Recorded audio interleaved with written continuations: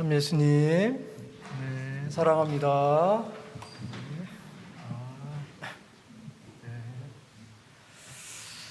부활 축하드립니다. 그러게요, 부활 축하드립니다 이러면 알렐루야 이렇게 해야 되는데 지금 코로나 때문에 알렐루야를 못하고 그냥 속으로만 알렐루야를 하니까 되게 힘드시죠?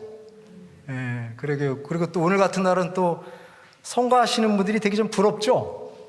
우리도 힘차게 이렇게 기쁨을 노래해야 되는데 그냥 속으로만 하려니까 되게 답답하고 좀 어렵습니다. 그래서 확실하게 예수님의 부활을 체험하려면 백신이 모두 접종이 돼서 우리 모두가 자유롭게 마스크를 벗는 그날이 부활이 되지 않을까 하는 생각도 들지만 그것은 어찌 보면 외형적인 의미에서의 부활이고 정말 우리가 부활을 느낀다는 것은 내면으로부터 올라오는 그 기쁨과 감동, 행복 이런 것들이 우리를 진정 부활의 삶으로 이끌어주는 것이 아닌가 하는 생각을 합니다. 하지만 예수님이 부활하셨다는 것에 대해서는 그 누구도 예측을 하지 못했겠지요. 실제로 예수님은 제자들과 함께 공생활을 하시면서 사람의 아들은 학자들과 사제들에게 넘겨져서 고난을 받고 십자가에 못 박혀 죽었다가 사흘 만에 다시 부활할 것이다 라는 말씀을 수차례 하셨습니다. 하지만 그 당시 이러한 예수님의 말씀을 듣는 제자들은 정말로 예수님이 십자가에 돌아가셨다가 부활할 것이다 라는 것에 대한 의식은 전혀 없었겠죠. 아마 번성으로 듣고 그런가 보다 하는 차원으로 머물렀지 진정 예수님이 부활할 것이라는 것에 대한 가능성은 거의 제로에 가까운 그런 상황이었을 것입니다. 하지만 놀랍게도 그들의 상상조차도 할 수 없었던 일이 벌어지는 것이죠. 예수님이 정말 십자가에 못 박혀 돌아가시는 것을 제자들은 그것을 두 눈으로 목격했고 그래서 예수님을 따르던 예수님을 기다리던 그 시간들이 이제는 무의미한 시간으로 전락해버린 좌절감으로 인해서 제자들은 실망과 우울함에 빠져 있었죠. 마찬가지로 예수님의 직제자는 아니었지만 마리아 막달레나와 여러 여인들도 예수님을 열심히 믿고 따라다녔지만 예수님이 십자가에서 못 박혀 돌아가시는 것을 직접 체험한 이후에 모든 것이 끝났다는 아쉬움과 서글픔과 슬픔이 가득했었을 것입니다. 하지만 그럼에도 불구하고 여인들의 그 높은 감수성은 그래도 예수님을 보고 싶고 예수님의 시신에 기름이라도 한번 발라드리고 싶은 간절한 소망으로 예수님을 묻었던 무덤에 찾아가게 됩니다. 어찌 보면 무덤가에 가서 그리운 예수님을 목 놓아 울고 싶은 여인들의 아름다운 사랑의 표현일 수도 있겠죠. 하지만 놀랍게도 그들은 무덤에 도착했을 때 이미 그 무덤을 막았던 돌이 굴려져 있고 무덤이 비어 있다는 사실을 생각하면서 그것을 직접 바라보면서 놀라움을 금할 수가 없습니다.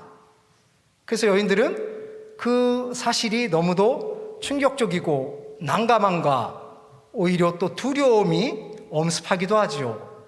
그래서 여인들이 느꼈던 그 감정을 전율이라는 표현으로 기록을 하고 있습니다.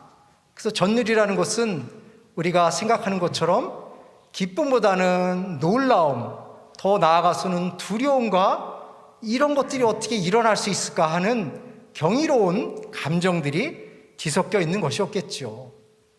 이처럼 예수님이 부활할 것이라는 사실은 그 누구도 상상하지 못했던 놀라운 일이었습니다.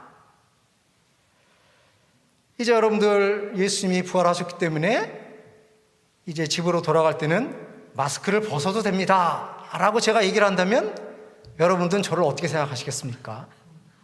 오늘 엑술 때 긴 부활 찬송가 하나 드리면 좀 이상해졌어 라고 할 수도 있고 우리 신부님이 아닌가 봐 라는 반응을 보일 수도 있겠죠.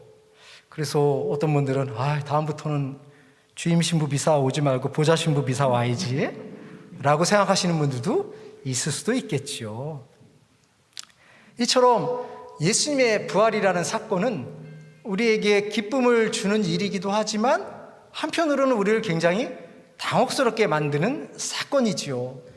왜냐하면 부활이라는 단어는 이성적이고 사전적인 의미에서만 존재하는 단어이기 때문에 그렇습니다. 현실 속에서 부활한다는 것은 거의 불가능한 일이죠. 우리 주변에 죽었다가 다시 살아났다는 사람이 없다는 것을 보면서 역시 부활이라는 것을 우리는 막연하게나마 머리로는 이해를 하고 있지만 그 부활이라는 것이 현실에서 이룩되고 완성된다는 것은 거의 불가능할 수밖에 없습니다. 하지만 그럼에도 불구하고 우리는 부활을 믿고 살아가는 것이지요. 어찌 보면 우리가 예수님의 부활을 믿는다는 것은 진정 나의 내면으로부터 올라오는 신앙의 표현이라기보다는 이성적이고 교리적인 차원에서의 부활일 뿐이지 실제적인 우리 삶에서는 굉장히 유리된 모습이 아닌가 하는 생각을 합니다. 진정 우리가 부활의 삶을 믿는다고 한다면 우리는 성모님이나 예수님의 제자들보다도 더 깊은 신앙심을 갖고 살아가는 사람들이죠. 왜냐하면 예수님의 제자들과 예수님의 어머니 역시 예수님의 부활에 대해서 상상도 하지 못했기 때문에 그분들에게 있어서 부활이라는 것은 놀라운 충격이었던 것이기 때문입니다. 그러므로 우리가 이제는 머리로만 이해하고 있던 교리적인 지식으로만 이해하고 있던 이 부활이 이제는 우리의 삶의 한 부분이 되고 우리 삶을 정초하는 근거로서 자리할 수 있도록 우리가 노력을 해야 되지 않나 하는 생각을 합니다. 막연하게 예수님이 부활했다는 것을 믿고 살아가는 것이 아니라 그분이 진정 부활했다는 것을 믿음으로 인해서 우리의 삶이 바뀌는 것이지요. 예수님의 부활을 믿고 있다고 하면서 얼굴은 우울한 얼굴, 슬픈 얼굴을 하고 있다면 그것은 진정 부활을 믿는 것이 아니라 머리로만 믿을 뿐이지 몸과 마음은 부활을 믿지 못하는 모습일 수도 있습니다. 그러므로 우리 신앙에서 가장 중요한 것은 바로 예수님의 부활이라는 사실을 생각할 때 이제 우리가 어떻게 부활하신 예수님을 믿고 그 부활하신 예수님이 우리들과 함께 살아가고 계시는 것을 느끼고 체험하고 그것을 다른 사람들에게 전해줘야 될까 하는 것을 우리는 고민하며 살아가야 되겠습니다. 이제 오늘부터 성령 강림 대축일간의 50일의 여정은 부활 시기가 형성된 시기이기도 합니다.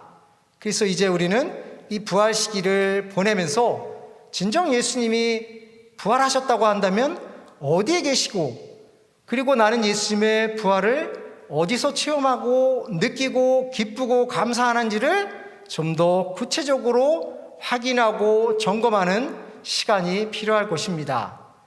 막연하게 예수님이 부활하셨으니까 기쁘다라는 차원, 오늘 부활 계란을 받았으니까 예수님이 부활했나 봐 라는 차원이 아니라 진정 부활하신 예수님을 만나기 위해서 어떤 몸과 마음을 갖고 세상을 살아가야 될까를 숙고하는 시간이 비로소 부활을 준비하는 우리의 삶의 여정일 것입니다. 우리가 신문을 통해서 잘 알고 있듯이 지금 미얀마에서는 아주 심각한 사건으로 인해서 많은 사람들이 죽어가고 있습니다. 아마도 미얀마는 우리보다 시차가 3시간 정도 늦으니까 아마 몇 시간 후에는 그들도 성전에서 부활 성야 미사를 봉헌하겠지요. 하지만 그들이 그 어두운 시간 속에서 당장 자신의 생명이 어떻게 될지 모르는 긴박한 상황 속에서 부활하신 예수님을 생각할 수 있고 느낄 수 있을까? 아마 쉽지 않을 것입니다. 하지만 그들이 예수님의 부활을 느끼지 못한다 하더라도 분명 예수님은 그들 곁에 계실 것이고 그들의 어려움에 함께 해주시면서 그들에게 용기와 희망을 불어넣어 줄 것입니다. 그들이 그것을 느끼고 체험할 때 비로소 부활을 확인할 수 있는 것처럼 우리들도 이성적이고 신앙적인 측면에서만이 아니라 진정 나의 몸과 마음을 통해서 부활하신 예수님을 만나고 목격할 때 비로소 우리에게 부활은 기쁜 시간이 아닌가 하는 생각을 합니다. 물론 우리가 그것을 믿고 체험한다는 것은 결코 쉬운 일은 아닐 것입니다. 그래서 우리가 알고 있는 것처럼 유명한 교부인 성 안셀모는 알기 위해서 믿는다라는 아주 훌륭한 명제를 남겼습니다. 그래서 믿는다는 것은 어렵지만 그 믿음을 더 깊게 하기 위해서 알려고 노력한다는 그런 이야기를 했습니다. 그래서 우리가 머리로만 믿는 그 부활을 이제 내 몸으로 체험하기 위해서는 우리들의 눈과 마음을 활짝 열고 진정 부활하신 예수님이 어디에 계신가를 찾으려는 노력들을 기울일 때 비로소 우리는 부활한 예수님을 체험할 수 있지 않을까 하는 생각을 합니다. 아마도 부활하신 예수님은 화려하고 기쁨이 넘치는 곳에만 계시는 곳이 아니라 어두운 곳에도 계실 수 있고 슬픔이 있는 곳에도 계시겠지요. 하지만 우리가 그 슬픔이 있는 곳에 어두움이 있는 곳에 있는 사람들을 만나고 그들과 대화를 하면서 그들에게 희망을 주고 우리들의 말 한마디를 통해서 그들이 힘과 용기를 얻을 수 있다면 그것이 바로 부활한 예수님의 체험이 아닌가 하는 생각을 합니다. 바로 어두움 속에 있었던 절망에 있었던 제자들이 예수님의 부활을 통해서 용기와 희망을 얻었던 것처럼 우리 사회 곳곳에 어둠 속에 있는 이들에게 우리의 작은 손길을 나눠주는 것, 그것이 우리의 부활을 새롭게 만들 수 있을 것입니다. 여러분들이 잘 아시는 것처럼 우리 본당에서는 올해 큰 과제로 소년소녀 가장 돕기 운동을 실시를 해서 11명의 소년소녀 가장들에게 새로운 삶을 살 수 있는 작은 용기를 나눌 수가 있었습니다. 저는 그 아이들을 선정하면서 그 아이들의 사연을 읽으면서 정말로 눈물 없이는 그 사연을 읽을 수가 없었습니다. 정말 절박하고 어려운 상황, 어떻게 이런 환경에서 태어날 수 있고 이런 환경에서 자랄 수 있을까 하는 것을 생각해 볼 때 정말 그 아이들의 힘든 처지, 고통스러운 처지를 느끼면서 내가 얼마나 행복한 존재였는가 하는 것을 다시 한번 느낄 수가 있었습니다. 그래서 우리는 상임위를 통해서 그들에게 작은 후원을 결정하면서 그 결정되는 순간 너무도 기뻤고 행복했고 우리 구미동 성당이 이렇게 멋진 성당이구나, 우리가 이렇게 영적으로 풍요로움을 물적으로 나눌 수 있는 아주 훌륭한 성당이구나 하는 것에 대한 자부심과 긍지를 느낄 수가 있었습니다. 그래서 이제 오늘부터 시작되는 이 부활의 기쁨은 단지 성당에서만 느끼는 부활이 아니라 이제 우리가 일상으로 되돌아가서 일상의 삶 속에서도 그 부활의 기쁨을 느끼며 살아갈 때 진정 우리는 예수님이 부활하셨음을 고백할 수 있고 그것을 통해서 할렐루야를 기쁘게 외칠 수 있으리라고 생각이 듭니다. 그래서 예수님의 진정 부활했다는 사실을 믿기 위한 도전, 그것을 체험하기 위한 노력들을 기울이면서 50일간의 여정을 잘 보낼 수 있으면 좋겠습니다. 잠시 눈을 감고 우리가 어떻게 이 기쁜 부활의 감동을 몸으로 체험하며 살아갈 수 있을까 생각해 보겠습니다.